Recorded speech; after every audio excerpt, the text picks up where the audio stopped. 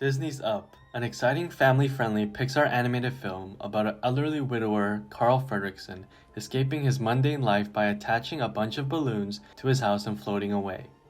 The whole premise of this movie is based upon the idea that balloons can lift a house away. Everything about this movie is great. Everything except for its physics. And in countless scenes throughout the movie, Pixar fails to abide by the laws of physics. My name is Brandon Bay, and I'll be presenting misconceptions of physics in the movie Up by showing you one of these scenes and explaining exactly why that scene is unrealistic through physics.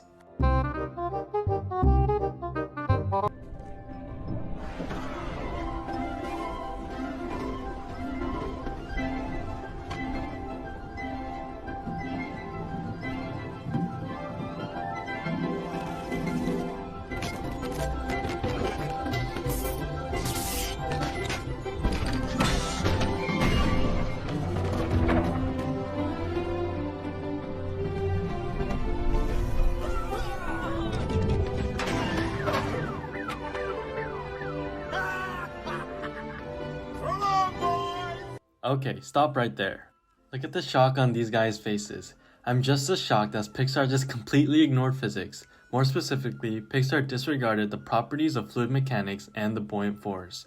Here I came up with a physics problem that can try to explain the situation at hand. But in order for this problem to be solved, we have to state a few assumptions. The first assumption is that the weight of the strings are negligible. The second assumption is that the buoyant force acting on Carl's house is also negligible. So here's the question that I came up with. A spherical balloon of mass 0.001 kilograms from the Party City next to Pasadena City College is filled with helium gas. After the balloon is filled, it has a diameter of 9 inches. Assume the density of the surrounding air is 1.29 kilograms per cubic meter. And the balloon is later attached to Carl Fredricksen's house, which has a mass of 400,000 pounds. So part A, what is the buoyant force acting on the balloon before it is attached to Carl's house? To explain, I will draw a free body diagram of a single balloon showing the upward buoyant force as well as the downward forces of the weight of helium and the weight of the balloon.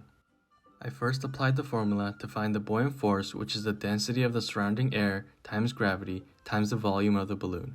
Unfortunately, we were not given the volume of the balloon, but we were given crucial information that can help us solve for it.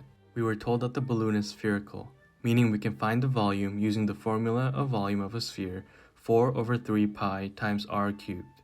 And unfortunately, we were given the diameter of the balloon in inches, so I divided the diameter by 2 and multiplied the value of 4.5 by 0.0254 meters to find that the radius is 0.1143 meters. And plugging that into the formula, I found that the volume of the helium balloon is 6.25 times 10 to the negative 3 cubic meters. Now I simply plugged in the volume of the balloon that I just calculated for into the original buoyant force formula and found that the upward buoyant force of a single balloon is 7.9 times 10 to the 2 newtons. Now for part B, I ask what maximum additional mass can a single balloon support in equilibrium. I started by drawing the free body diagram of the balloon and made sure to add mg for the additional mass that is going to be added. Now, a key concept of this part of the question was that it asks for the balloon when it is in equilibrium, which means the sum of all the forces will equal to 0.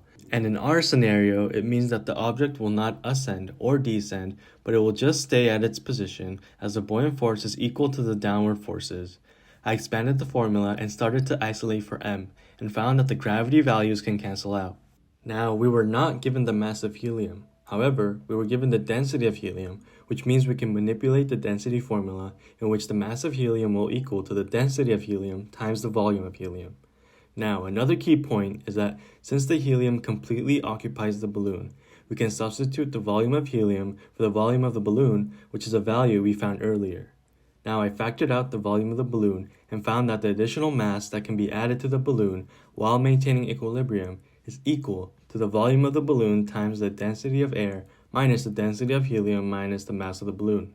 And now plugging in all of my values, I found that an additional 5.94 times 10 to the negative 3 kilograms of mass can be added for the balloon to be in equilibrium. So, the big question is what should have happened?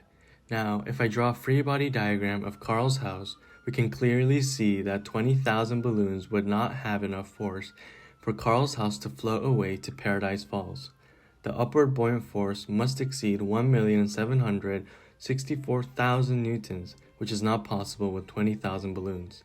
The weight of Carl's house was calculated as we were told that the house has a mass of 400,000 pounds, which is approximately 180,000 kilograms. To elaborate on the misconception, I have a few calculations here, where 20,000 balloons can carry an additional 118.9 kilograms at equilibrium, while 31 million balloons can carry an additional 184,140 kilograms at equilibrium.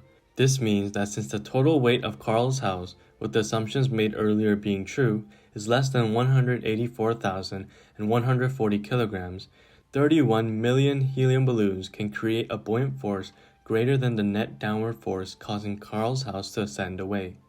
On the other hand, 20,000 balloons can lift significantly less weight than Carl's house at equilibrium, showing that the house would rapidly descend from the sky.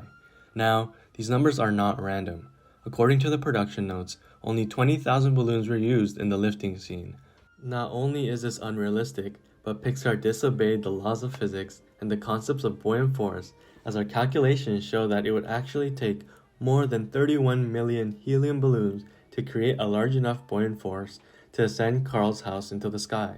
So if there's one thing that I want you guys to take away from this video are some key points regarding the concepts of buoyancy. The buoyant force is the upward force exerted by a fluid on an object immersed in it. The buoyant force acts in the opposite direction to gravity, and whether an object floats or sinks depends on the relationship between the buoyant force and the weight of the object. This means that if the buoyant force is greater than the weight, the object floats, and if the weight is greater, the object sinks.